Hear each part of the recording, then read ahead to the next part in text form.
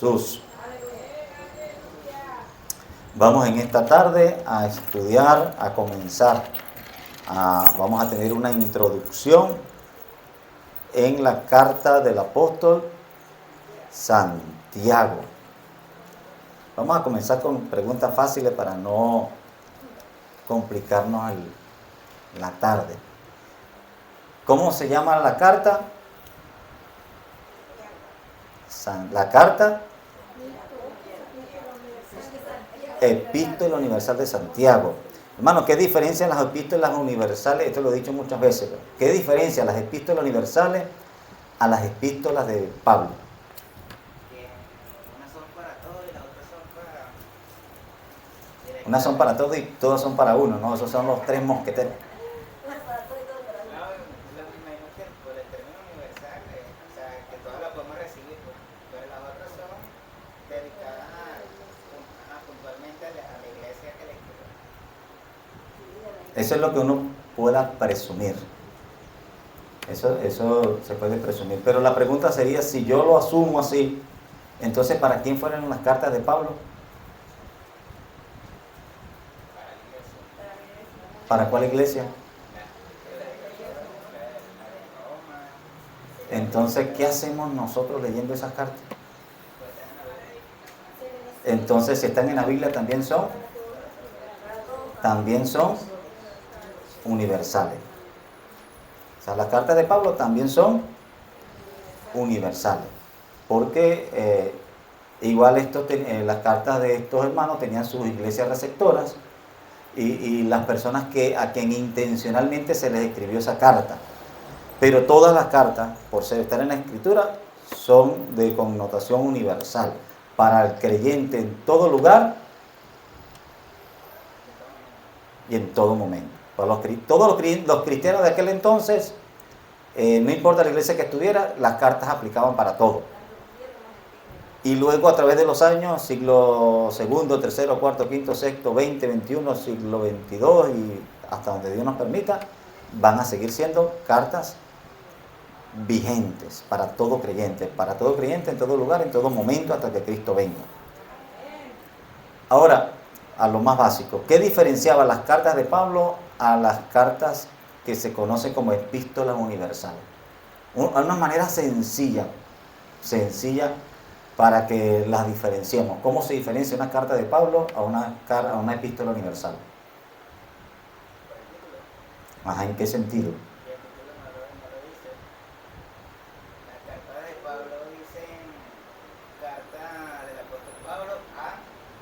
Ajá. Las cartas del apóstol Pablo se nombraban Con su nombre. ¿con el nombre de quién? ¿El mío no tenía? Con el nombre de Pablo. No, lo contrario. Las cartas de Pablo se nombraban por el destinatario. ¿A quién le escribió la carta? A los corintios, a los gálatas, a los tesalonicenses, a Tito, a Timoteo, al colosense, a filipenses, a Filemón. Todas las cartas de Pablo se titulan con el nombre del destinatario. Entonces, ¿cómo se nombran las cartas universales? Con el nombre del escritor. Y si estamos hablando de una carta, ¿cómo se llama en la carta el que escribe? El autor y consumador, dice Hebreo. Pero en las cartas tenían su nombre. Yo sé que los muchachos ahora no saben, pero los antiguos sí usaban esa palabra. ¿Cómo se le dice en las cartas al que escribía la carta? El remitente. Se le decía el remitente al que escribía la carta, y quien recibía la carta se le llamaba. Y como son epístolas, y recordamos que epístolas significan cartas, eran cartas, entonces se hablan así. Las cartas universales llevan el nombre del remitente, y las epístolas universales de Pablo, las paulinas, como eran muchos, se les ponía el nombre del destinatario. Así que cuando usted ve un nombre de un destinatario, que es a quien supuestamente la carta fue dirigida en primer lugar, normalmente son paulinas, con la excepción de Hebreos, aunque originalmente se le puso Hebreo porque se suponía que era Pablo el escritor. Originalmente los primeros creyentes pensaban que la carta de Hebreo, estaban convencidos que era Paulina, así que le pusieron el nombre de Hebreo. Luego surgió la duda de que tal vez no fue Pablo, sino fue algún discípulo de Pablo, pero por eso también le pusieron el nombre del destinatario. ¿Y quién escribió la carta de Santiago? ¿Quién escribió la carta de Santiago? ¿Cómo se llamaba el apóstol Santiago?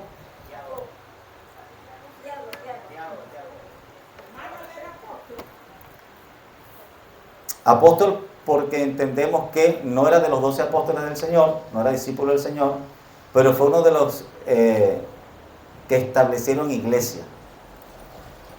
Y por ser de aquellos que establecían iglesia, recuerda que yo le he dicho que hay un apóstol con A minúscula, que es los que fungían el ministerio de misioneros.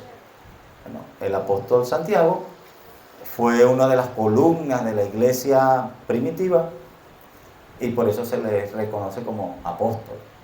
Pero no estaba en el grupo de los 12 apóstoles originales. Recordamos que los hermanos del Señor, ni Judas ni Santiago, caminaron con el Señor en vida. Ellos comenzaron a caminar con Cristo después de nuestro Señor haber muerto, ¿no? Entonces, Santiago se volvió cristiano después de la muerte del Señor. Amén. Ya han algunos adelantado por allí. ¿Cuál era el nombre de Santiago? Tiago. ¿Y Tiago, cuál es ese nombre? En el hebreo, ¿cómo lo conocemos? Jacobo.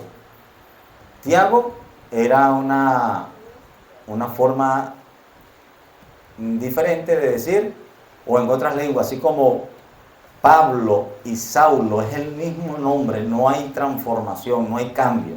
No es antes de Cristo Saulo y después de Cristo Pablo, no hay cambio. Es como Pedro y Peter. Pedro en español. Y si ese Pedro lo dicen en inglés, lo llaman Peter. Usted sabía que usted se llama Juan, pero si usted hubiera nacido en Inglaterra, su nombre sería John. Y usted va a buscar en la Biblia King James, la Biblia en inglés, y no va a conseguir Juan. Va a conseguir John. Es el mismo nombre en otra lengua. Tiago era en hebreo, Jacobo era en hebreo, y luego se le llama, en griego se le decía Tiago. Entonces, ¿por qué nosotros le encontramos en la Biblia como Santiago? Amén, porque el agregado cristiano que hicieron con casi todos los discípulos de ponerle la preposición san, por ser santos, al único que le quedó fue a Tiago. Exacto, y todos nosotros le quitamos el san, pero en el caso de Tiago le quedó ese san tan en el nombre que pasó a ser nombre. Ahora Tiago pasó a ser llamado Santiago. Pero en sí el nombre es Tiago, y esa palabra san es la preposición que le daban a los llamados santos, ¿no? Así que el nombre sí es Tiago. Tiago, ese es el nombre. Y Santiago se le dice, quedó en la tradición, como si algunos todavía llaman San Pablo, San Pedro, San Juan, San Judas. Amén. Y a todos esos, pero al que sí le quedó y se le pasó a ser parte del nombre fue a Santiago. A Santiago.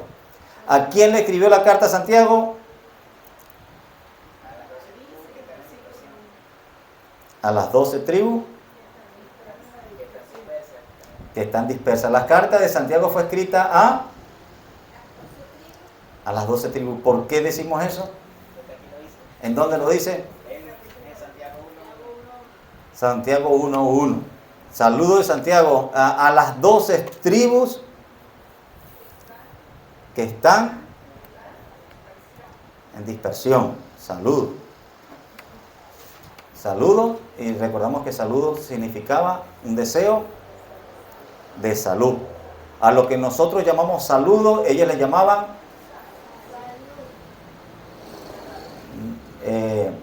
era el deseo de salud. Pero lo que nosotros llamamos saludo lo encontramos en la Biblia como salutación. Y cuando comienza es salutación inicial. Y cuando nosotros le decimos despedidas, lo encontramos en la Biblia como salutación final. Usted va a ver que siempre que se cierran las cartas no vamos a encontrar despedida, sino salutaciones finales. Vuelve a haber un deseo de salud. Cuando usted ve a alguien, ¿qué le pregunta? Cuando tiene tiempo sin ver a alguien, ¿qué es lo primero que usted pregunta? Hola, ¿cómo estás? ¿Verdad? Ese cómo está es con referencia a ¿qué? Me importa tu salud, ¿cómo estás? Eso es saludo. Y cuando se despide, ¿cómo se despide usted? ¿Ah? Que estés bien, Dios te guarde, bendiciones por allá, y vuelve a desear salud. Cuando usted llega, pregunta cómo está la salud, y cuando se despide, usted desea que la salud de esa persona vaya bien. Esa era la costumbre. Así que en la Biblia vamos a encontrar salutación inicial, no despedida, sino salutación final. Nosotros modernamente llamamos saludo y despedida. Ellos llamaban, y vamos a leer en las cartas, salutación inicial, salutación final. Salutación final, nosotros sencillamente despedidas. Hermano, ¿cuántas tribus habían cuando el apóstol Santiago escribió la carta? ¿Cuántas tribus judías? Él saluda a 12. Pero ¿cuántas tribus habían? 10.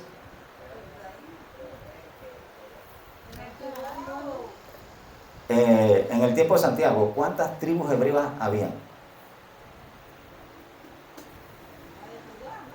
¿Ah? Judá. Y aparte de Judá, Benjamín. Quedaba uno que otro por allí levita, sí, quedaban algunos que otros levitas, pero las tribus, ¿por qué se dejaron de llamar pueblo de Israel y pasaron a llamarse pueblo judío? Porque las 10 tribus principales se perdieron y solo quedaron el grueso de 2 tribus. Y sí quedaron unos que otros sobrevivientes por allí, pero las 10 tribus se perdieron.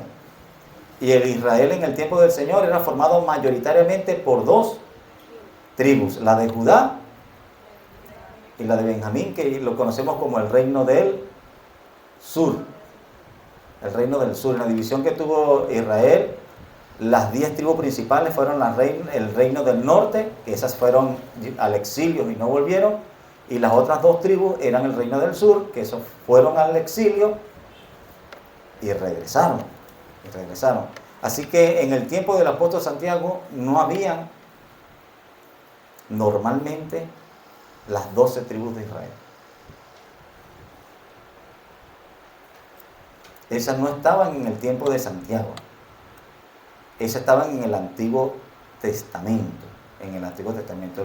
¿Cómo se dividía Israel en el tiempo del Señor? ¿Cuál era la división que había en Israel en el tiempo del Señor? Estaba Samaria, estaba Judea, estaba Galilea, pero ya no estaban las divisiones por tribu que había en el Antiguo Testamento, ¿se acuerdan? Ya no era la tierra de Zabulón, ni la tierra de Neftalí, ni la tierra que en el Antiguo Testamento sí vemos esa división en el pueblo de Israel. En el tiempo de Santiago no habían las 12 tribus. ¿Por qué entonces Santiago saluda a las 12 tribus?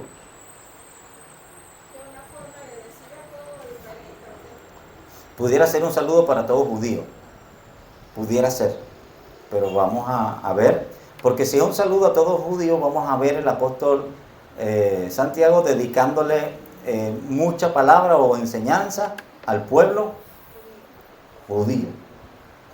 Vamos a ver cuánto de la carta el apóstol Santiago dedica a exaltar de alguna manera o a mencionar de alguna manera las enseñanzas judías. Judías. Si no, entonces tendríamos que entender que el apóstol Santiago en sí está llamando a las 12 tribus de Israel a un nuevo Israel. ¿Cuál sería ese nuevo Israel? Vamos a leer Santiago 1 de 16 al 18.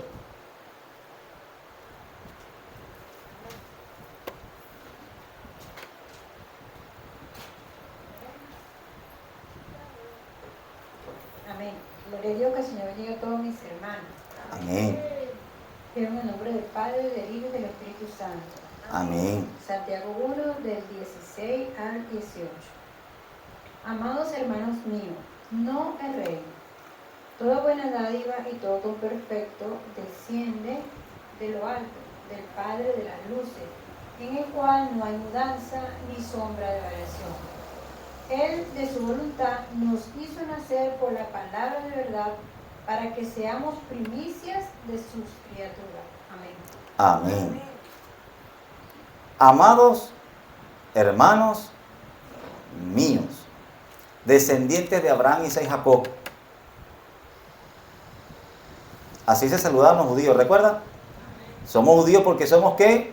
Linaje del pueblo escogido, descendientes de Abraham, Isaac y Jacob y los 12 patriarcas, pero no.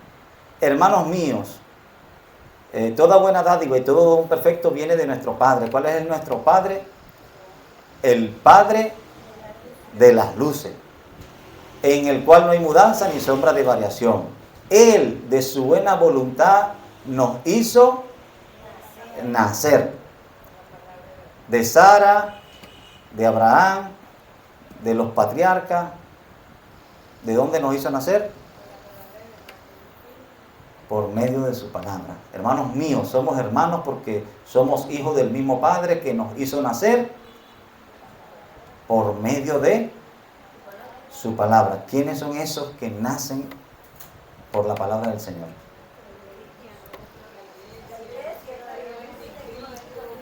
La iglesia. El judío se entendía que era judío porque nacía de sangre judía. Recuerda que el Señor le decía, ustedes creen que están bien porque dice, somos hijos de Abraham. Abraham tenemos por padre. Santiago dice, hermanos míos, no los descendientes de Abraham, sino hermanos míos, los que nacemos del Padre de las luces, aquel que por su voz y su palabra nos hizo nacer. Así que vamos a prestar la atención alrededor de que vayamos avanzando en el libro y vamos a ver qué tanto énfasis. Si Santiago le dedica la enseñanza a sus hermanos judíos, porque él era judío mesiánico, judío creyente en Jesucristo, o si por el contrario vamos a ver un Santiago que le habla a la iglesia del Señor. Y si él le dedica la carta a la iglesia del Señor, entonces su saludo no es al Israel terrenal, sino es al Israel espiritual. Un Israel espiritual. ¿Cuántas tribus hebreas estaban en dispersión?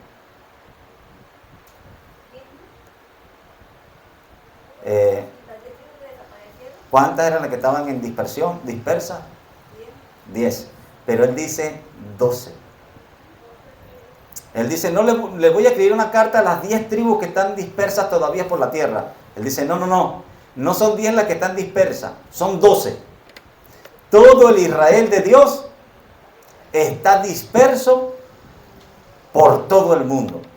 ¿Cuál es ese Israel que está disperso por todo el mundo? El Israel espiritual. Vemos que si él hablara a las tribus de Israel dispersas, eran 10. Todavía habían 2 que habían vuelto a tierra, pero él dice, no, el Israel de Dios está totalmente disperso por todo el mundo. Por ahí ahora los mesiánicos dicen, no, que Dios está resucitando la tribu de Efraín, y entonces los judíos que él estaba haciendo nacer nuevamente, porque son judíos hebreos de la tribu de Efraín. No, él no le escribe a las tribus de Efraín, él dice, hay un Israel espiritual formada por 12 tribus de Dios, el cual, ¿y cómo son esos judíos? Esos judíos están naciendo día tras día por el poder de su palabra. ¿Cómo nace ese judío por el poder de la palabra? Cuando escucha el mensaje y pone fe. Nace, recuerda cómo dice el Romano, nace de nuevo, pero nace por una fe particular, dice el Romano. Por eso es que él lo está llamando judío. ¿Cómo dice el Romano que es la fe que tenemos nosotros cuando venimos a Cristo? No. Él dice, esa fe es la fe de Abraham. Nosotros tenemos la fe de Abraham porque la fe de Abraham fue la que hizo que Dios contara su fe por justicia. Así que todo creyente comparte con Abraham una raíz. Nosotros somos hijos de Abraham porque ponemos fe a la palabra de Dios en la forma como la puso Abraham. Abraham fue convertido a hijo de Dios porque puso fe, le creyó a Dios. Y usted y yo nos volvemos judío espiritual en el sentido de la palabra porque oímos la predicación y la oímos con fe. No necesitamos nacer descendientes de Abraham. Necesitamos poner la fe de Abraham por obra. Y al poner esa fe, también nos volvemos parte de un Israel espiritual.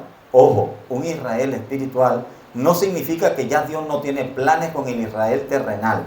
Dios sigue teniendo planes con el Israel terrenal, pero la iglesia del Señor, a efectos actuales, es el pueblo de Dios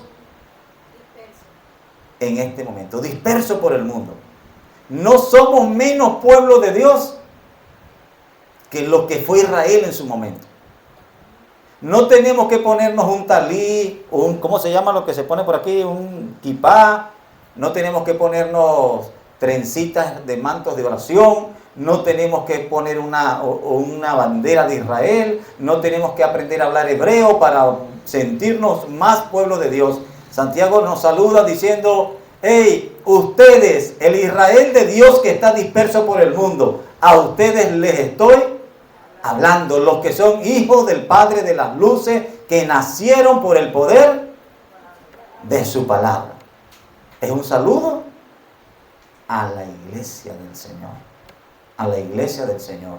Si no, viéramos al apóstol Santiago, judío, que sí seguiría hablando con un lenguaje que dejaría claro su dedicatoria al pueblo judío. Y vamos a ver que eso no es así. Lo contrario. Yo creo que la carta del apóstol Santiago es, igual que la de Gálatas, una carta anti-judaizante. Es una carta que viene a contrarrestar las creencias erradas del pueblo judío. Por eso él comienza con un saludo un poco irónico, porque posiblemente habían cristianos judíos que, igual que en la iglesia de Galacia, querían hacer ver su justicia, su creencia, su fe, su tradición, sus obras como demasiado importante. Querían sobresaltar su ascendencia, sus rituales, sus normas. Así que el apóstol Santiago comienza diciendo, iglesia, tú eres Israel de Dios. Iglesia, tú no eres menos hijo de Dios que ningún judío. Tú eres hoy hijo de Dios, nacido por el poder de su palabra. ¿Sabe quién nació por el poder de su palabra? ¿Cuál fue el primer judío que nació por el poder de su palabra? En ese caso no eran judíos, eran hebreos. ¿Cuál fue el primer hebreo? Abraham. En ese caso nosotros somos tan hijos de Dios como un tal Abraham, porque compartimos la fe de Abraham. Hermano, usted no es hijo de Abraham, soy hermano. Soy hermano de Abraham, comparto la fe de Abraham. Compartimos la misma fe de Abraham. Hermano,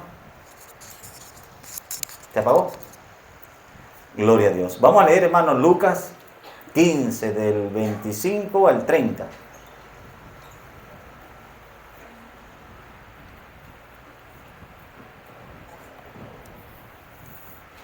Dios bendiga a mi hermano pastor Alexi. Amén. Amén. Dios le bendiga, amado. Amén. Lucas 15 del 25 al 30. Al 30.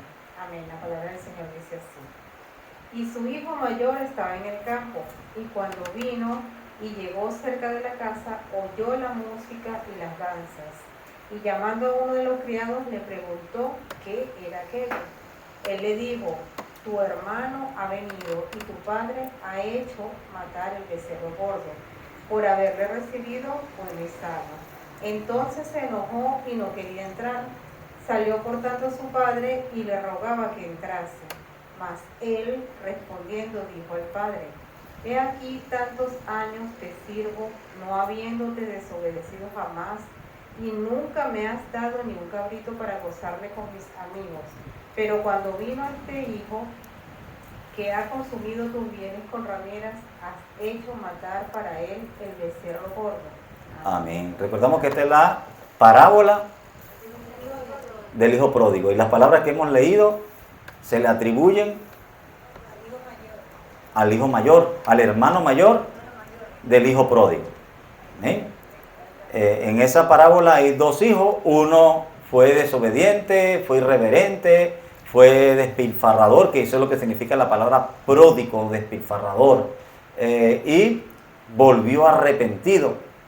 El otro era el hijo aparentemente obediente,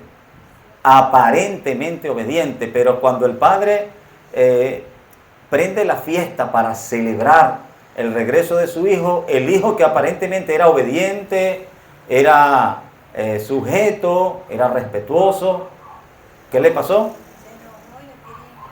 Se enojó. Y el padre le decía: entra por favor. Le rogaba. ¿Y qué hizo el hijo?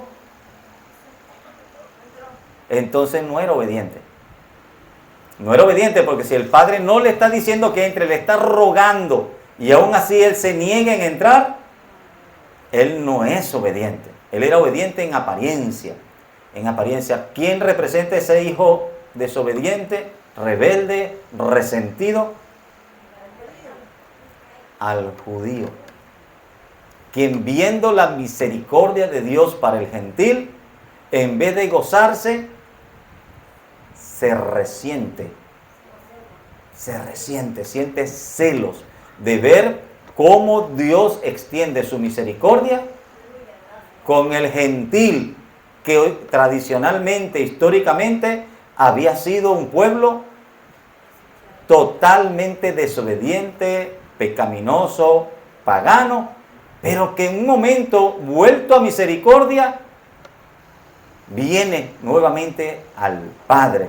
Ese es el sentido de la parábola, ver cómo el pueblo judío, en vez de gozarse al ver cuando Dios extienda la misericordia para nosotros los gentiles, el judío se resiente. Mayoritariamente se molesta cómo Dios puede extender su misericordia. Incluso a los cristianos de la iglesia primitiva les costó entender cómo Dios había también extendido su misericordia y derramado de su espíritu para los gentiles. Pedro le costó entender, aunque el Señor se lo había dicho. Casi que el Señor le ruega: Pedro, mata y come. Y Pedro le dijo: no, Señor, eso es una sinvergüenzura. Yo nunca he comido tal cosa. Yo no he comido cosa inmunda. O sea, le está diciendo: tú me estás mandando a practicar inmundicia. ¿Quién le estaba diciendo que comiera? El mismo Señor. El mismo Señor. Entonces vemos esa actitud del pueblo judío, que fue muy reacio en su mayor número. En la iglesia primitiva había, como el mismo Santiago, judíos mesiánicos, judíos creyentes en el Señor, pero eran un grupo pequeño. Y en las primeras de cambio, con las persecuciones, ese grupo cada vez se fue reduciendo, al punto que la iglesia cristiana primitiva termina siendo, luego de esa iglesia original, prácticamente totalmente griega, gentil. Cuando vemos la iglesia del segundo siglo, casi después de Pablo no quedan. De hecho, en las cartas finales de Pablo vemos nombres como Gallo, Euclides, Onésimo, Jackson, hasta gringos habían por allá, Plutarco, poco de nombres que eran mayormente griegos, nombres griegos, Apolo, nombres mayormente griegos, y cada vez se reducía el número de cristianos judíos. En la carta del apóstol Santiago, mayormente casi todos dicen, no tiene una idea central. Cuando usted va a leer sobre la carta, la mayoría dice, hermano, esa carta es un poco sapiensal. ¿De qué trata Santiago en esos 5 capítulos? Hay un paquete de tipo fritura que tiene un nombre parecido. De todito. ¿Ustedes han visto ese paquete que se llama de todito? Alguien le dice, hermano, la carta de Santiago es como ese paquete de todito. Santiago habla de la lengua, Santiago habla de la fe, Santiago habla de la paciencia, Santiago habla de la sabiduría, Santiago habla de ¿qué más? De las tribulaciones, de las obras, Santiago habla de la fe, de los ricos y de los pobres, de cómo se viste la gente. Santiago habla de todo allí. Le echa leña a la lengua. Santiago suelta su sabiduría a hablar de todo un poco. Algunos dicen, ese es el único libro sapiensal en el Nuevo Testamento. Es como Proverbio. Empieza a hablar de todos los temas y dice, bueno, vamos a hablar ahorita de esto, y suelta por aquí, suelta por allá, y no tiene una idea central. Yo les voy a compartir que Santiago sí tiene una idea central. Ciertamente él habla de varios temas, pero hay un tema que está en todos ellos como la preocupación principal del apóstol Santiago. Era un tema que los judíos le habían dado históricamente mucha importancia. Dios bendiga al varón que entre. Amén. ¿A qué los judíos siempre le dieron importancia? ¿A las obras de quién? ¿A las obras de quién? No. A sus propias obras, a las obras de que ellos practicaban, a su fe, pero también a sus propias obras. Acabamos de leer la parábola del hijo pródigo. ¿Cómo dijo el hermano mayor? ¿Cuál fue la razón por la cual el hermano mayor se quejó delante del padre y lo acusó de injusto? No. Yo siempre te he obedecido, yo siempre he trabajado, yo he hecho. Tú me tratas bien. ¿Tú sabes por qué tú me tratas bien? Porque yo me lo he ganado. No porque tú eres mi padre y porque tú me amas. Yo me he ganado a pulso tu amor. Tu amor. Tú me tienes por hijo porque yo te sirvo como un buen obrero. Y entonces ni siquiera has tenido la bondad de darme un cabrito, a pesar de que yo he sido un trabajador incansable y un hijo obediente. Yo he sido. El pueblo judío tenía un enamoramiento por sus propias obras. Ellos tenían la confianza puesta en sí mismos. Cuando vamos a Romanos dice el Señor, ellos amando su propia justicia desecharon la justicia de Dios por amar su propia justicia. Así que el hijo mayor, que representa al judío en la parábola, se jacta de lo que él hace, de lo que él ha estado haciendo. Recordamos Romanos, dice, tú judío que dices que eres maestro a otro, luz de luz, tú judío que te presentas como el maestro, pero al final de cuentas tú también quebrantas la ley. Tú judío que tanto abrazas la ley y que tanto te jactas por tener la ley, te tengo algo judío, tú quebrantas la ley. Y al quebrantar la ley, estás tan condenado por esa misma ley. Si tú quebrantas la ley una vez, eres tan condenado por la ley como el que la quebranta todos los días. Igualmente eres delincuente. Usted no puede un día que lo agarre el policía robando y decir, me vas a agarrar a mí que es la primera vez que robo, pero aquel que ha robado 500 veces no lo agarra. No. Si a usted lo agarraron robando, así sea una sola vez, la ley te va a condenar y no va a haber defensa. Los judíos les gustaba jactarse de la ley, como si la ley los defendiera, pero la ley simplemente servía para mostrar. ¿Y qué le hacía la ley al pueblo judío? Si se le aplicaba la ley con legalidad, al pie de la letra, ¿cuántos judíos iban a ser salvos? Ninguno. La ley los condenaba a todos, porque no hay justo ni aún uno. Pero ellos parecían que desconocían eso y ellos siempre se jactaban de lo que hacían. Algo que hacía orgulloso al judío eran sus obras. Los judíos tenían una creencia. Los judíos decían que Dios los bendecía. ¿Sabe por qué? Porque ellos se lo merecían. ¿Sabe un principio que tenía el pueblo judío? Y él decía, a los pecadores, un judío tenía esto claro. ¿Sabe qué hace Dios con los pecadores? No los escucha. ¿Se acuerda del ciego? El ciego cuando fue dijo, ese hombre oró por mí y Dios me volvió la vista. Dice, bueno, pero no hables tanto de él porque él es un pecador. Y él dice, bueno, eso lo dices tú. Pero algo nosotros sabemos, los judíos sabemos algo. Que Dios no oye a los pecadores. Ellos tenían para ellos que si alguien era pecador, Dios no lo oía. Entonces, ¿por qué Dios sí lo oía a ellos?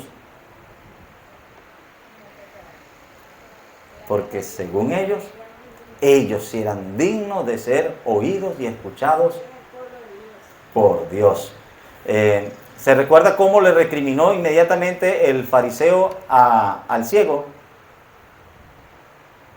¿Qué es la respuesta que el fariseo le dio al ciego en esa misma conversación? ¿Me vas a enseñar tú a mí de la ley? Tú que naciste ciego, pecador. Tú, pecador ciego, tú que naciste con maldición de Dios, tú me vas a hablar a mí de Dios. ¿Y cómo le quitó la voz? Diciendo, tú no tienes derecho, tú naciste maldito en tu pecado, ciego. Para el judío, la enfermedad, la pobreza y las situaciones adversas simplemente eran testimonio del castigo de Dios. ¿A alguien le va bien? Está bien con Dios. ¿A alguien le va mal? Está mal con Dios. Esa era la idea. Se le llama legalismo. Es un legalismo moralista. A ti te va bien porque tú te portas bien con Dios. Y si te empieza a ir mal, entonces revísate, Job, porque Dios es justo. Si a ti te ha empezado a caer juicio, si la mano del Todopoderoso se volvió contra ti, revísate en qué le pecaste, qué fallaste, en qué pecaste, porque Dios es justo. Él nunca va a permitir una injusticia. ¿Contra quién? Contra un justo. Esa era la idea que normalmente los judíos tenían, que defendían, pero no es la idea del Evangelio. El Evangelio a veces todo lo contrario. El Evangelio nace de que Dios permite la gran injusticia, pero una injusticia que nos beneficie, una no justicia. Esa obra de no justicia es que Dios tomó al justo. ¿Usted se recuerda cómo lo dicen? Al justo. No dice a un justo, dice Dios tomó al justo, al único justo, y lo hizo padecer por nosotros los injustos. En la época de Santiago posiblemente lo que estamos viendo es que esa idea de un Dios que era tan justo, que recompensaba con bendiciones a los buenos y castigaba con vara a los pecadores, era la idea que en la iglesia donde estaba Santiago estaba reinando, y era lo que Santiago quiere corregir. Quiere corregir. Esa no es el Evangelio. El Evangelio no trata sobre un Dios que bendice a los buenos siempre y hace que a los buenos le vaya bien en todo, y castiga y oprime a los malos. Por lo tanto, la pobreza, la enfermedad, los problemas es señal de que tú estás mal con Dios. ¿Ha escuchado ese mensaje? Hermano, no importa si en esa iglesia donde predica ese mensaje se visten todos con falda larga y sin maquillaje, y entonces alguien dice, ese es el mensaje de una iglesia legalista. No, hermano, no es por el cómo se arreglen. Donde se predique ese mensaje, el trasfondo es legalista. Cuando alguien dice, para que te bendiga Dios y tú tengas riqueza, tú tienes que andar bien porque Dios te va a hacer prosperar, porque Él hace prosperar a los justos. Si tú estás bien con Dios, a ti te tiene que ir bien. ¿Por qué? Porque Dios no le debe nada a nadie. Tú le sirves y Él te paga. Hermano, es ese sistema de creer que Dios está constantemente poniéndose al día con sus hijos. Como que nosotros podemos poner la balanza a nuestro favor.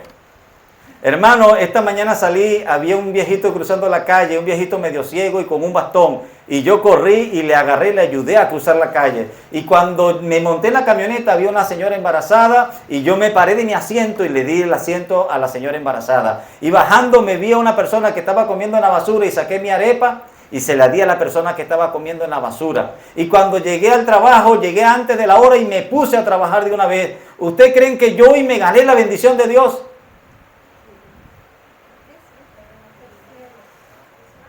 Dios me tiene que bendecir porque hoy he sido muy bueno.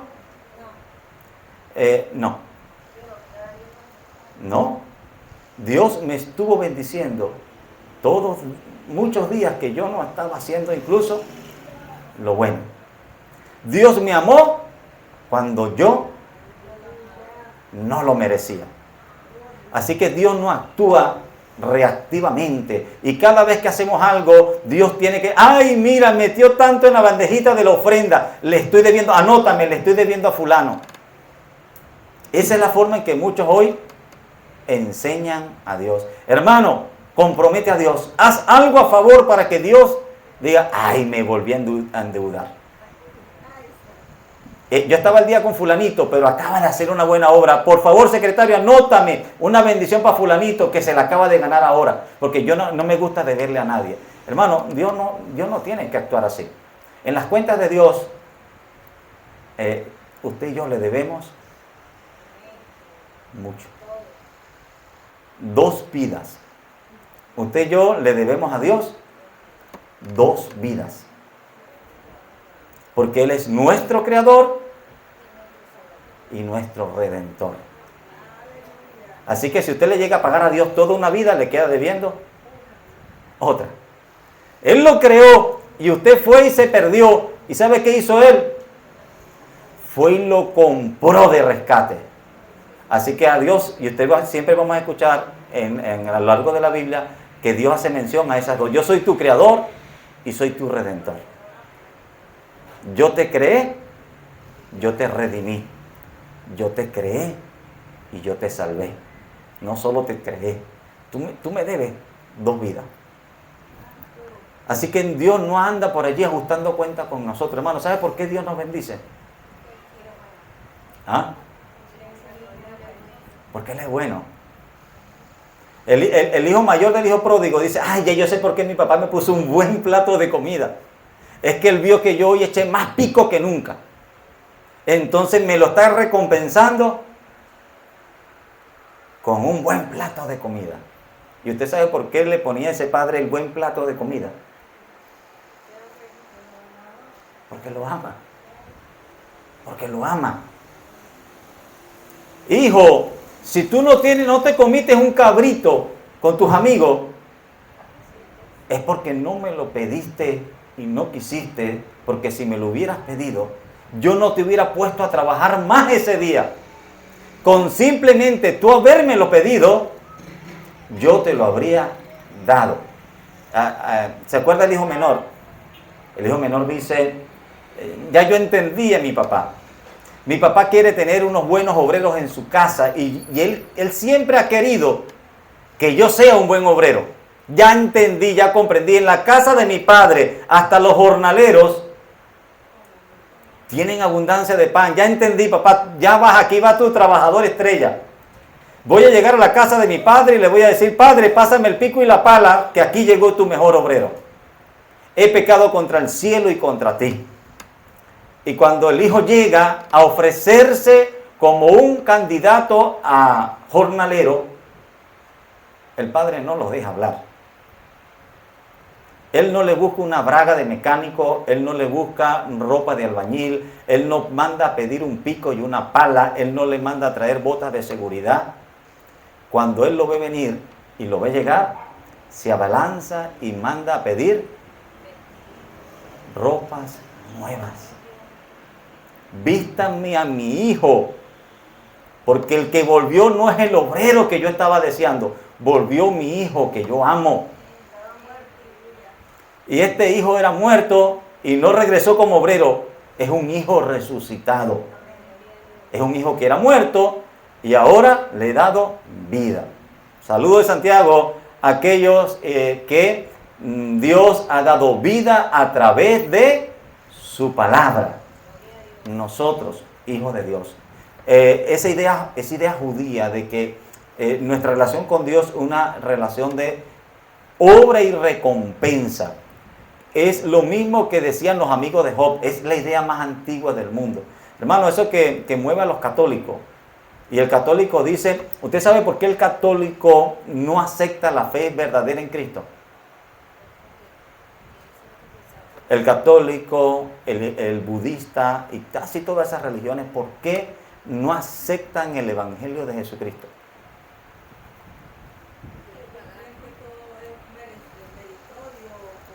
Porque ellos abrazan la justicia personal.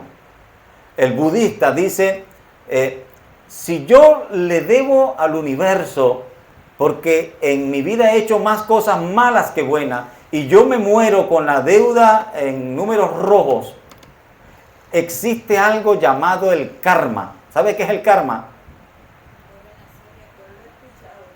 ¿No sabe qué es el karma? Bueno, Alexis, ¿usted sabe qué es el karma? ¿Ha escuchado del karma? ¿Qué ha escuchado por allí?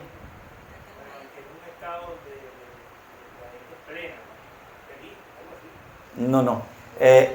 Ese le llaman, sí, ese es otro. Pero el karma es la cuenta pendiente. Cuando alguien murió y fue muy malo en su vida, dice entonces la creencia hindú que murió con números rojos, así que Dios lo va a poner y lo va a hacer nacer por allá en un país llamado Venezuela. No, lo va a hacer nacer en un lugar con una enfermedad, con una dificultad, con situaciones, y la gente va a decir, ¿por qué yo estoy sufriendo tanto en esta vida? Y le va a decir, es que tú quedaste debiendo en la vida anterior. Y el karma se está encargando de cobrarte. El catolicismo dice, si un cristiano muere con su número rojo, existe algo llamado el purgatorio. Él va a tener que pagar las cuentas. ¿Por qué? Porque a Dios se le entra con las cuentas claras. Dios tiene un control exacto y claro, y a Dios se le paga hasta el último céntimo, y personalmente cada quien tiene que tener las cuentas balanceadas. Hiciste algo malo, ¿cómo se borra cuando alguien hace algo malo? Haciendo algo bueno. Por eso el católico, el judío y el budista le da una importancia preeminente a sus obras, porque mis buenas obras borran mis pecados. ¿Sabe qué dice el Evangelio de Jesucristo? Basta la fe, basta el arrepentimiento, basta el creer la invitación de Dios y todos mis pecados me son perdonados. Por eso es que es incompatible el legalismo con el Evangelio de Jesucristo. Porque el legalista siempre va a estar diciendo, oye, ¿tú sabes por qué Dios me bendijo? Porque la semana pasada pagué el precio. 3:30 de la mañana y yo de rodillas. Jueves, todo el mundo comiendo su arepota y yo en ayuno. Mientras otros estaban metidos en el Facebook, yo estaba comiéndome el libro. ¿Tú crees que Dios no me va a bendecir? ¿Has escuchado hermanos así? ¿Esos hermanos exaltan a Cristo? No. Sus obras. Sus obras.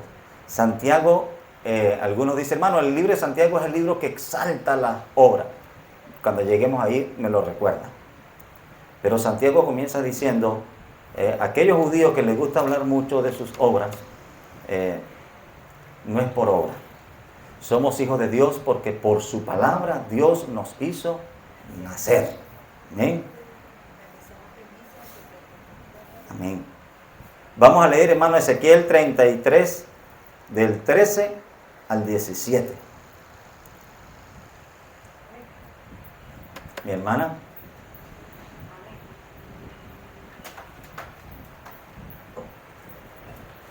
Luego, con la bendición del Padre, del Hijo y del Espíritu Santo de Dios.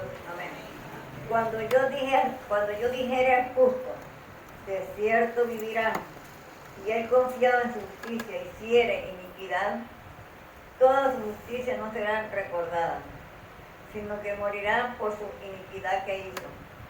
Y cuando yo dijere al impío, de cierto morirás, y si él se convirtiere de su pecado, e hiciere según el derecho y la justicia, no haciendo iniquidad, vivirá ciertamente y no morirá. No se le recordará ninguno de sus pecados que había cometido. Hizo según el derecho y la justicia, vivirá ciertamente. Luego dirán los hijos de tu pueblo, no es recto el camino del Señor, el camino de ellos es el que no es recto. Amén. Amén. Amén. ¿Qué le decía Ezequiel al pueblo de Israel? Israel, tú tienes un justo que ha estado viviendo justamente 70 años. Y en 70 años ha estado practicando perfecta justicia. Y yo le dijese, hijo mío, qué bueno, me agrada lo que estás haciendo. Y confiado en lo que yo le acabo de decir, él dice, ¿cuántos números tengo yo a mi favor? ¿Cuántos años tengo haciendo lo bueno? ¿Cuánto debo tener acumulado a mi favor? Y si confiado en su justicia comenzase a hacer lo bueno, yo le voy a empezar a descontar de la cuenta que tiene favorable. ¿Qué dice Dios? ¿Cómo es la justicia de Dios? Dice, tienes un número de obras a tu favor buenas y empezaste a hacer la mala, así que yo voy a empezar a balancear. ¿Qué dice Dios? Comenzaste a hacer lo malo, yo voy a olvidar todo lo bueno que tú hiciste. No voy a hacer una cuenta, no voy a sentarme a balancear, no voy a decir, voy a restarle de su cuenta favorable. No. Empezaste a hacer lo malo confiado en tu justicia. Confiado en que yo tengo que reconocerte los 70 años de buenas obras, estás equivocado. Si tú al final comenzaste a hacer lo malo, yo voy a olvidar todo lo bueno que hiciste. Pero ojo, también aplica para el otro lado. Estuviste 70 años haciendo lo malo, 70 años ofendiendo y 70 años en desobediencia. Y al final lograste entender mi voluntad y te arrepentiste y te volviste de tu mal camino. No necesitas hacer 70 años de buenas obras para borrar tu pecado. No. Una vez te volviste de lo malo y empezaste a hacer lo bueno, inmediatamente voy a olvidar todo lo malo. Borrón. Como que no hubieras pecado.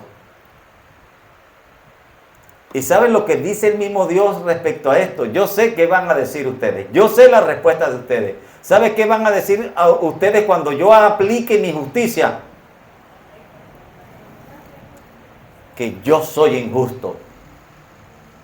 Ustedes me van a acusar a mí de injusto, pero Casa de Israel les tengo noticia. Los injustos son ustedes. Porque el que determina cómo se hacen las cosas soy yo. Yo no tengo que sujetarme a su conocimiento o a su criterio de justicia. Yo establezco lo que es bueno y yo establezco el cómo se practica justicia. Soy yo, no ustedes. Soy yo. Y yo he determinado que así. ¿Sabe, hermano, cuál es el atributo de Dios más resistido por el hombre? La justicia. La justicia de Dios será lo más resistido por el hombre. Es lo primero que se nos viene a la cabeza.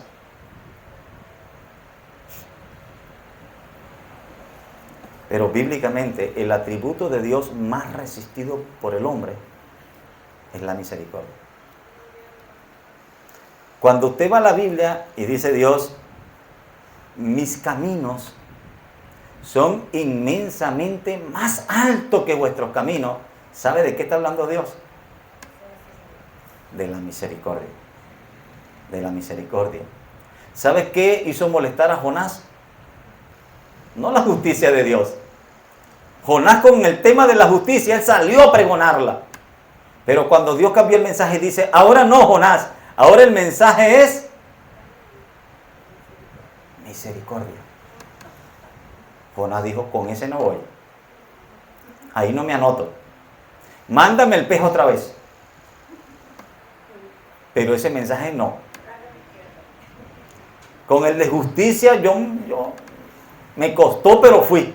Pero el de misericordia no te lo compra. ¿Sabe qué le decía él a los judíos? A los fariseos.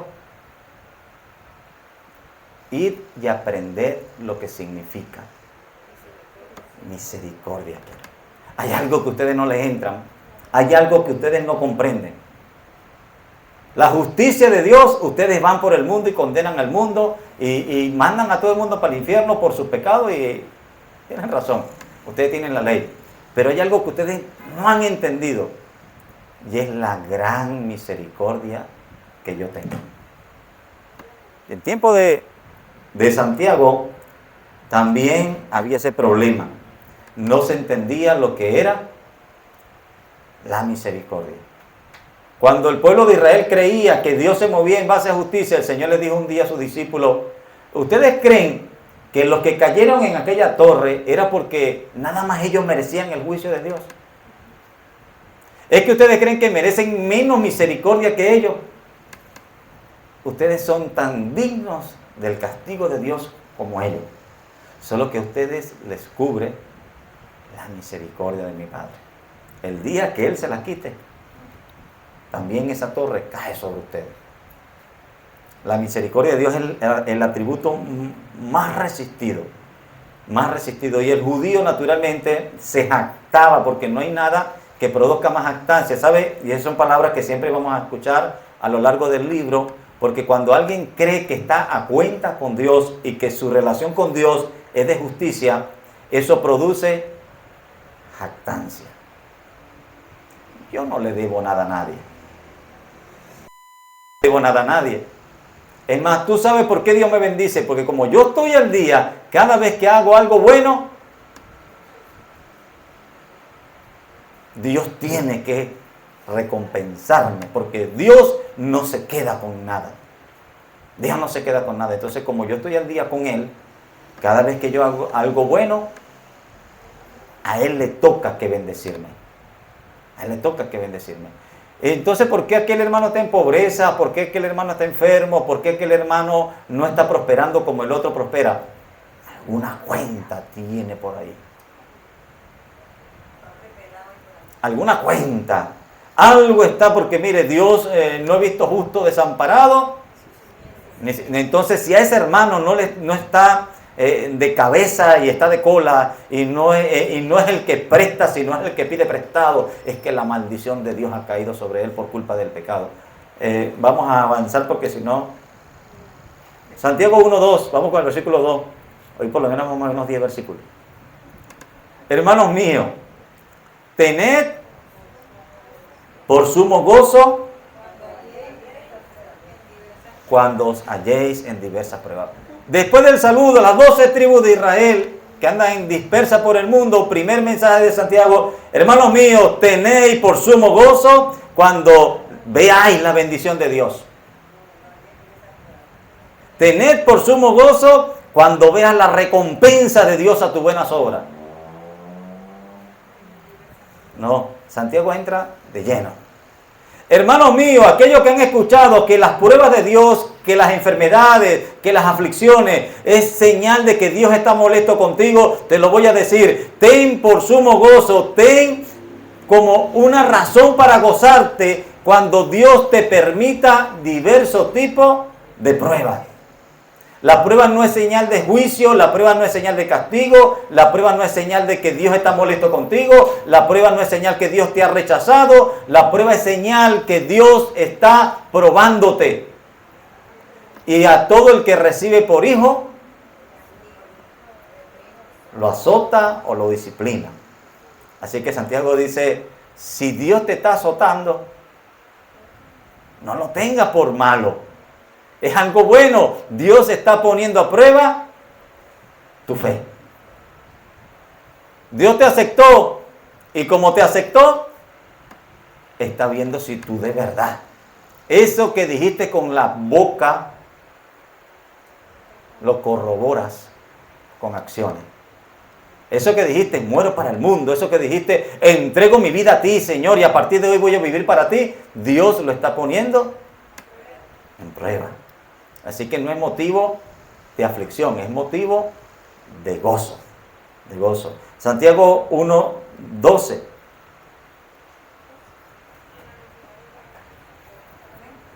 Amén.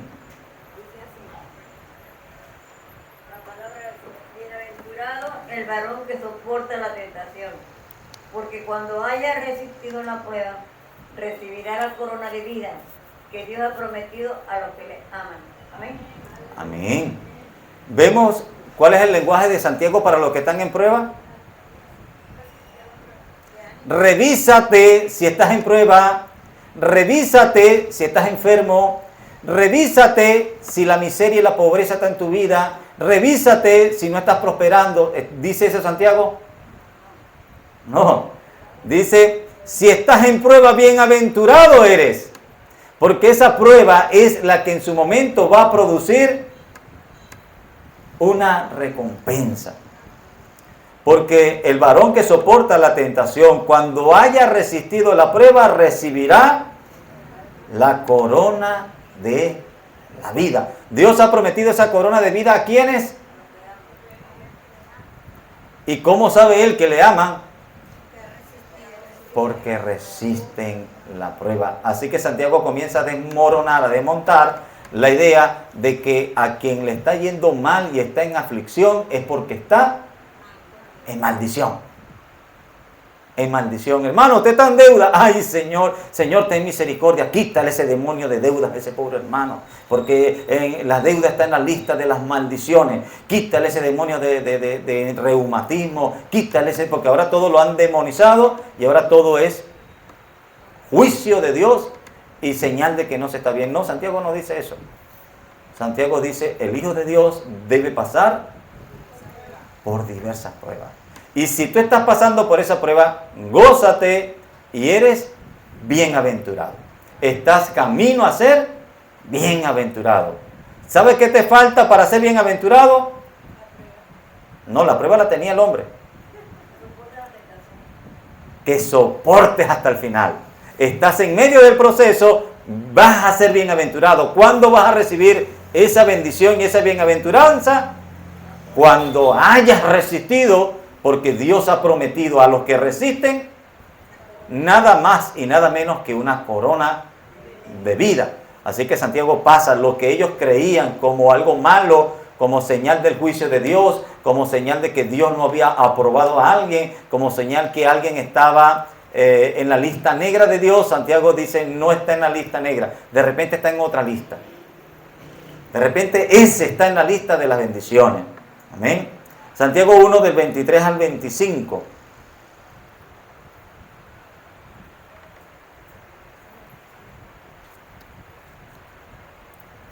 Amén, mi hermana Neiva por allí. Amén. Santiago 1, del 23 al 25 dice así. Porque si alguno es oidor de la palabra, pero no hacedor de ella, este es semejante al hombre que considera en un espejo su rostro natural. Porque él se considera a sí mismo y se va, y luego olvida cómo era. Mas el que mira atentamente en la perfecta ley, de la libertad, y persevera en ella, no siendo oidor olvidadizo, sino hacedor de la obra, este será bienaventurado en lo que hace. Amén. Ya aquí hemos tocado el tercer tema, ya pasamos por el tema de la sabiduría que viene de Dios, que fue el versículo 2, y el segundo tema es soportar las pruebas, y aquí el tercer tema es hacedores de la palabra. Aquí Santiago cambió el tema, hermano, y aquí Santiago empezó a hablar del tema de los que son hacedores de la palabra, pero prestemos atención lo que Santiago está diciendo. Hay unos hermanos que no son hacedores de la palabra, sino son oidores. Esos hermanos que son oidores de la palabra andan con una ley en la cual se ven, y según ellos se hayan aprobado. Ellos se ven en esa ley, y según ellos, en esa ley se ven como que están bien peinaditos, como el que se ve en un espejo en un momento, en la mañana, y él se olvidó, y él cree que todavía sigue estando como se veía esta mañana en el espejo, pero se deja de ver en el espejo, y resulta que ya se despeinó, que ya se le ensució la cara, que ya se le arrugó la camisa, pero él dejó de ver. Él se vio en un momento, se sintió justificado en esa ley, y hace rato que no está conforme a esa ley, porque no es hacedor, simplemente es un oidor olvidadizo. Dijo, gracias Señor, porque yo no soy como este publicano. Gracias porque yo sí estoy bien peinado, arreglado, bañadito, aseado, y yo sí hago tu perfecta justicia. ¿Sabe cómo le dice el Señor a ese fariseo? Alguien que oraba consigo mismo. Consigo mismo. Y era alguien que tenía como espejo.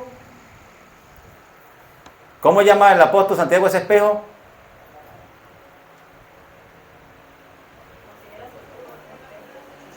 Ajá, no.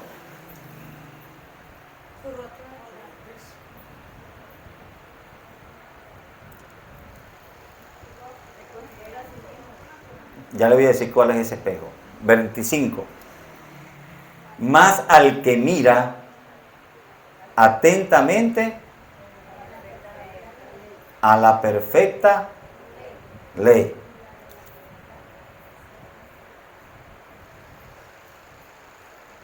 Así que el primero se veía, ese espejo que él se veía era la ley. Pero una ley que no era lo que ahora el apóstol Pablo llama, lo del apóstol Santiago llama una perfecta ley. Era una ley anterior. Hay hermanos viéndose en una ley anterior y creyéndose que ellos están justificados por una ley. Pero el que se mira en la perfecta ley de Dios. ¿Cuál es esa perfecta ley de Dios? ¿Ah? La de la libertad. ¿En qué sentido? Es la misma ley, pero partiendo del corazón. Es la perfecta ley. La ley que no mira desde afuera, sino examina en primer lugar desde adentro. Una ley que no me dice, el que haga estas cosas vivirá por ella, sino una ley de la libertad. ¿Y cuál es la ley de la libertad? Que dice, el que creyere en estas cosas vivirá por fe, no será condenado. Es una ley que no te dice que tienes que cumplirla perfectamente al pie de la letra para ser salvo, sino que si crees de corazón, te da la salvación. Es una ley de libertad. Así que el apóstol Santiago está resaltando la ley de Moisés. No, él está llamando a los que confían en la ley de Moisés, la ley de las obras, oidores, pero no hacedores. Ellos decían, pero no hacían. Dice el Señor, ¿tú quieres escuchar un buen mensaje? Escúchalo, fariseos, escúchalo, ese mensaje es buenísimo. Ellos predican bien, pero no hagas como ellos hacen, porque ellos son oidores, pero no hacedores. Ustedes, iglesia del Señor, no sean solo oidores. Ustedes sean hacedores. Ustedes son llamados a practicar una perfecta justicia. A esa perfecta justicia nosotros le llamamos gracia.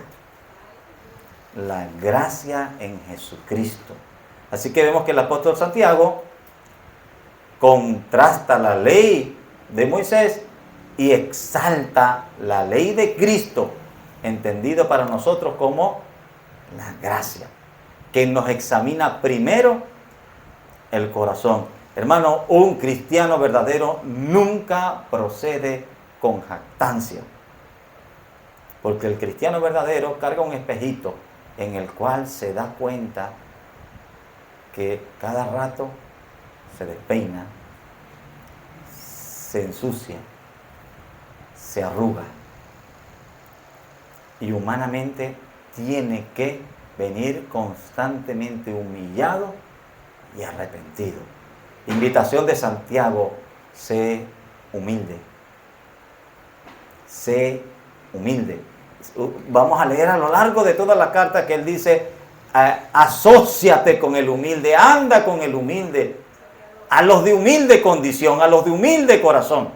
¿Por qué? Porque el judío siempre tomaba una posición de jactancia y arrogancia. Somos los hijos de Abraham, somos los que tenemos la verdadera fe, somos luz de luz, somos luz a las naciones, somos los que sabemos, somos el verdadero pueblo de Dios.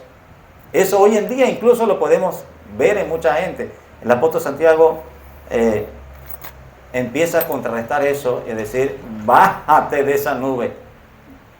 Si tú tuvieras el espejito en la mano actualizado, no te estarías jactando. Hace rato que perdiste tu belleza natural. Vamos ahora con Santiago 2:8 y vamos a volver a ver nuevamente, prestemos atención, Santiago 2:8.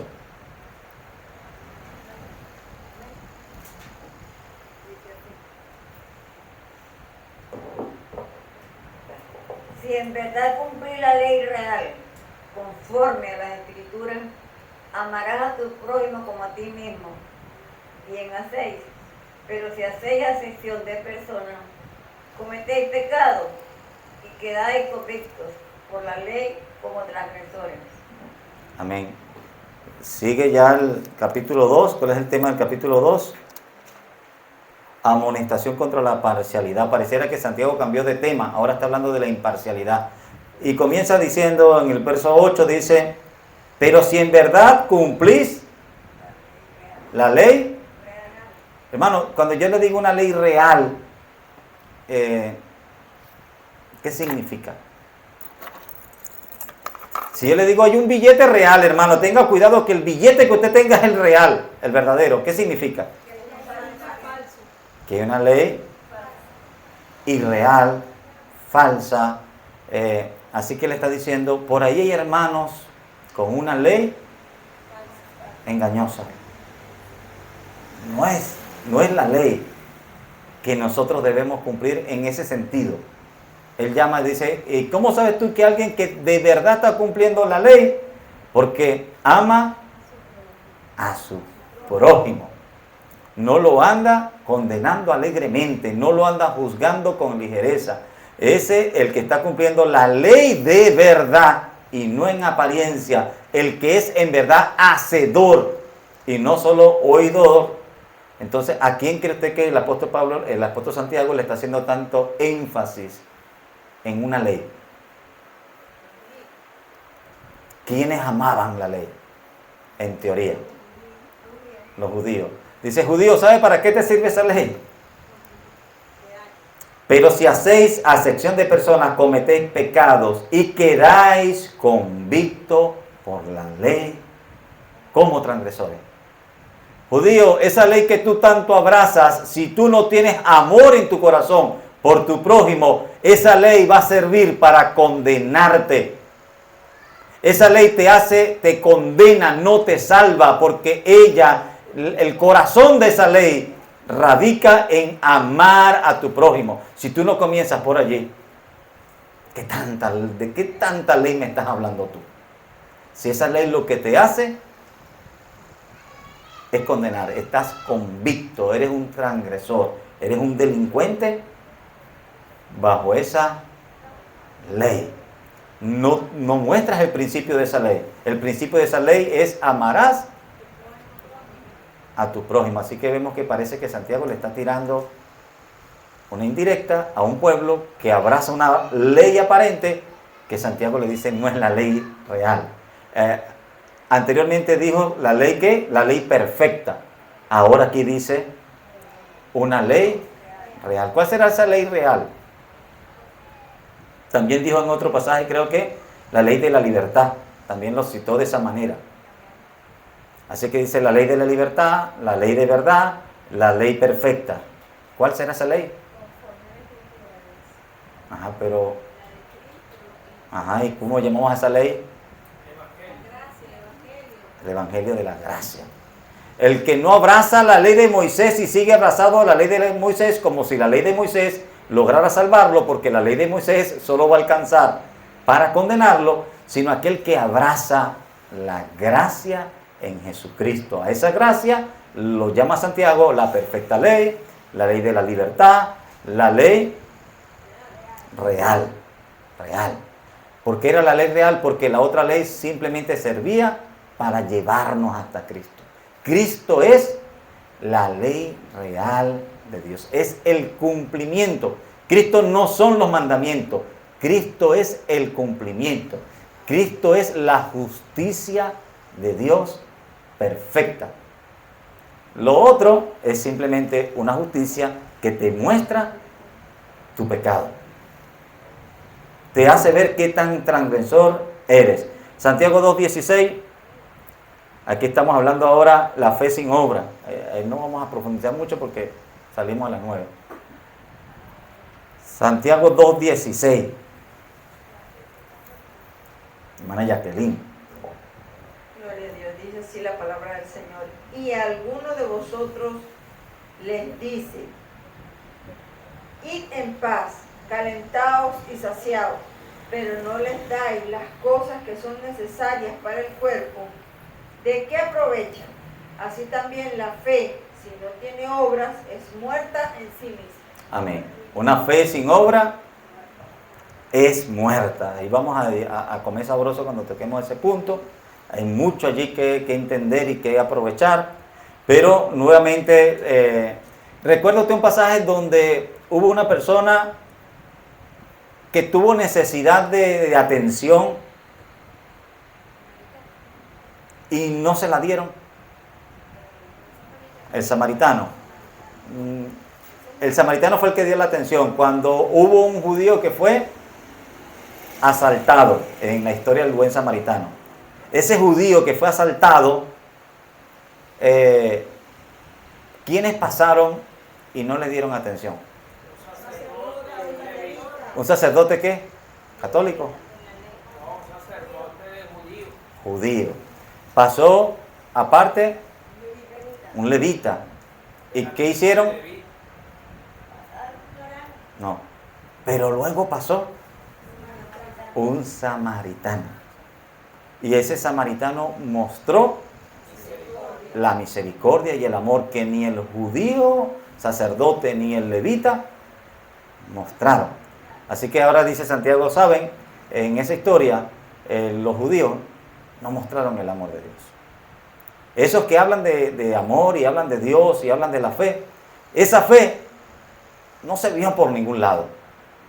Si tú como hermano ves a alguien en esa situación, igual que el sacerdote, igual que el levita, eres capaz de pasar de largo y no haces nada, pudiendo hacerlo, tú no tienes fe.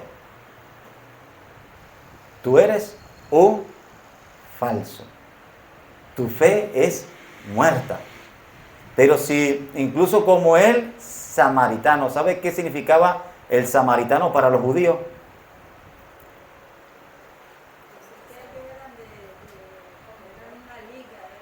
Pero para un judío, ¿qué era un samaritano? Era algo parecido a un perro. Era parecido a un perro. ¿Qué era? ¿Qué era lo que el judío tenía como perros? ¿Y quiénes eran esos perros inmundos? No. En algún sentido leprosos. No. Todos los gentiles. Y el samaritano, aunque tenía alguna cercanía con el judío, ellos los consideraban gentiles, perros, indignos de misericordia. Indignos de misericordia. En este caso el Señor dice, pero ese hombre que pueda ser considerado indigno de misericordia mostró el amor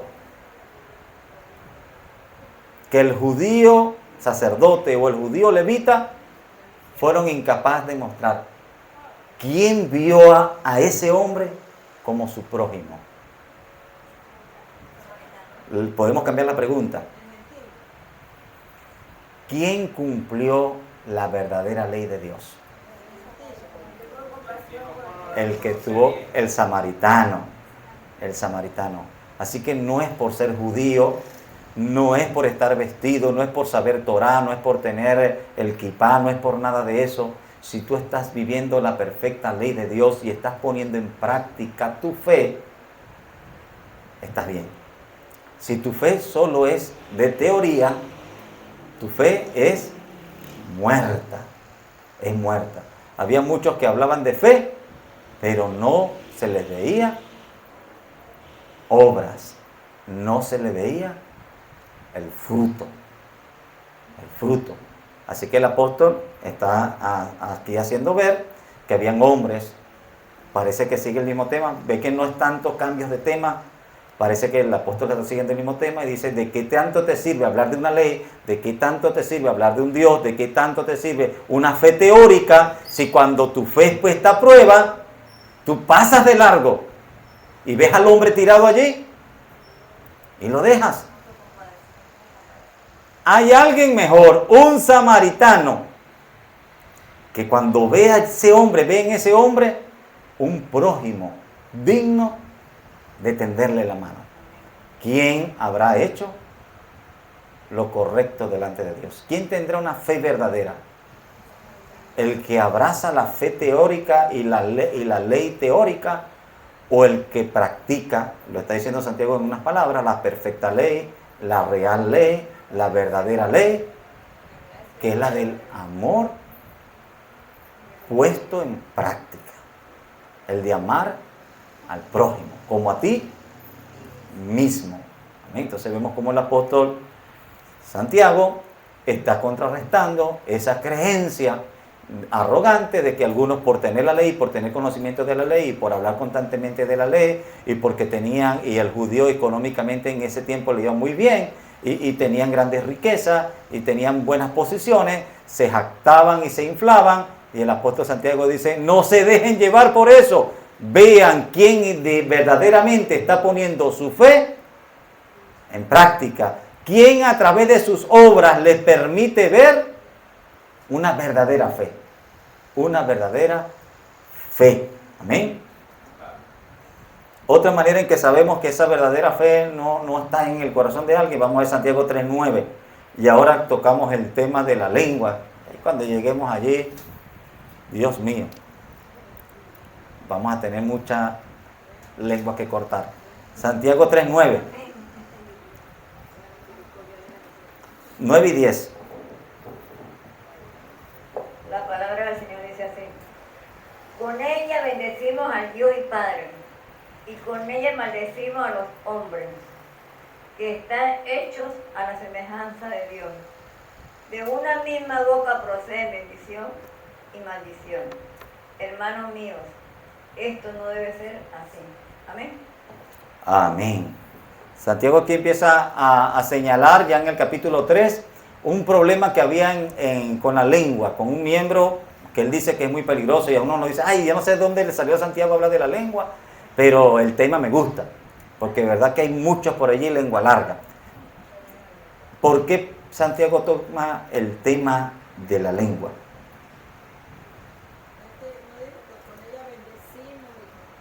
Amén. Con ella bendecimos a Dios. Y con ella se maldice al prójimo.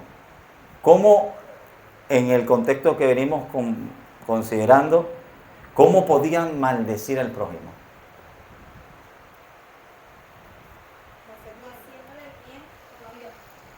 No haciéndole el bien, deseándole mal.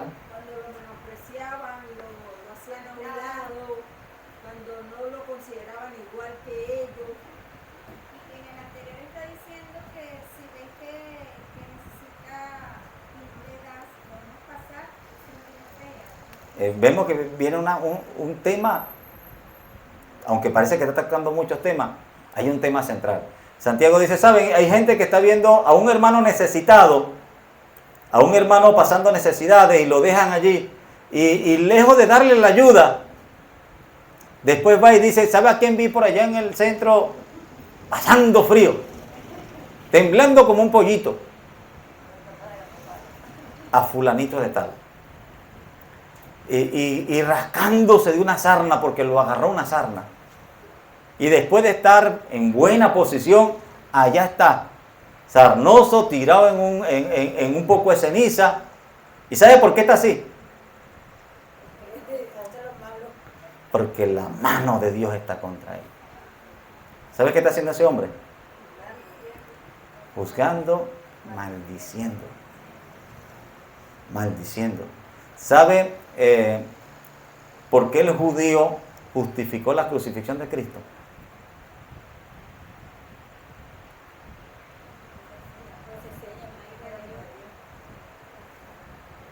En parte. Entonces, como se hacía llamar hijo de Dios y según ellos no era hijo de Dios, ¿qué le cayó? Lo tuvimos por abatido de Dios.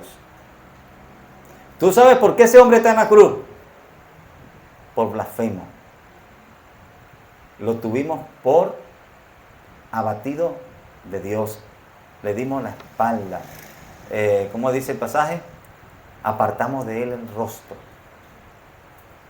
Esa actitud contra Cristo, de alguna manera también se tiene a veces contra un hermano. Y está diciendo Santiago, si tú ves un hermano pasando una situación y tú empiezas a hablar de él y a justificar como los amigos de Job hicieron con Job, ten cuidado, porque tú puedes por un lado estar bendiciendo a Dios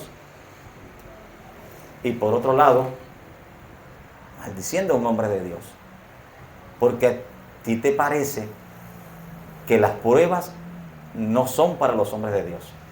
A ti te parece que Dios solo va a bendecir a sus hijos y que Dios no permite pruebas para sus hijos. Santiago viene diciendo, cuando estés en prueba, gózate. Cuando estés en prueba, eres bienaventurado. Santiago viene diciendo, no tengan las pruebas como señal de castigo de Dios o de que Dios lo ha dejado y lo ha desamparado.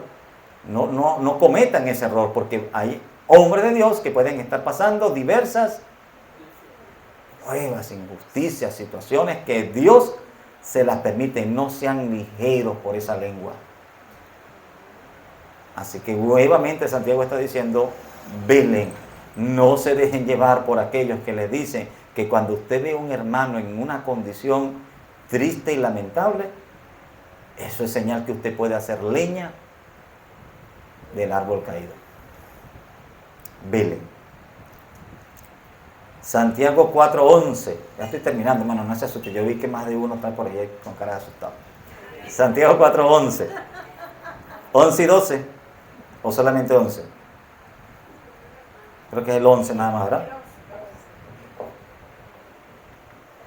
Amén. La palabra del Señor dice así: hermanos, no murmuréis los unos de los otros. El que murmura del hermano y juzga a su hermano, murmura de la ley y juzga a la ley. Pero si tú juzgas a la ley, no eres hacedor de la ley, sino juez. Amén. ¿Qué vuelve a tocar Santiago? La ley. Y lo vemos que toca la ley como exaltando al judío. Vuelve a tocar el tema de la ley, que era el tema favorito del judío, pero para decir, hermanos, cuidadito con la ley. Cuidadito. No murmures de la ley. El que juzga a su hermano murmura de la ley. No sean tan rápidos, no sean tan ligeros. No corran a hablar, porque ustedes pueden estar hablando en contra de alguien que está aprobado por Dios. Y si tú estás juzgando a alguien que Dios no juzga, esa ley no te va a proteger. Vuelve nuevamente a decirte, eres transgresor de la ley. Tanto hablas de la ley y esa ley te condena a ti mismo. A ti mismo. ¿Por qué? Porque eres ligero para juzgar. Pero si juzgas la ley, no eres hacedor de la ley. Vemos nuevamente, sigue diciendo, hacedores. No seáis oidores, sino hacedores. Sigue con el tema de poner la ley en práctica. En pocas palabras, el apóstol está diciendo, hay gente que habla mucho de la ley, mucho de la palabra de Dios, pero pone muy poco o nada en práctica. Y esa ley que tanto él nombra, le va a servir solo para una cosa: para condenarlo. Porque esa ley no es para que tú andes juzgando a otro, porque tú no eres el juez que va a tomar el libro para juzgar a otro. Tú tienes que someterte a lo que el libro dice. La palabra de Dios es para ti en primer lugar. La palabra de Dios es para el que la está leyendo, para el que la está invocando, para el que la está predicando, para quien la está enseñando. En primera persona se aplica la ley. Salvo que alguien sea juez. Si alguien es juez, él va a la ley a juzgar a otro, porque hay un acusado. Pero como aquí ninguno es juez, vamos a la ley, en primer lugar, para poner en práctica la ley, porque si no vamos a ser juzgados por la ley. Santiago 5:11.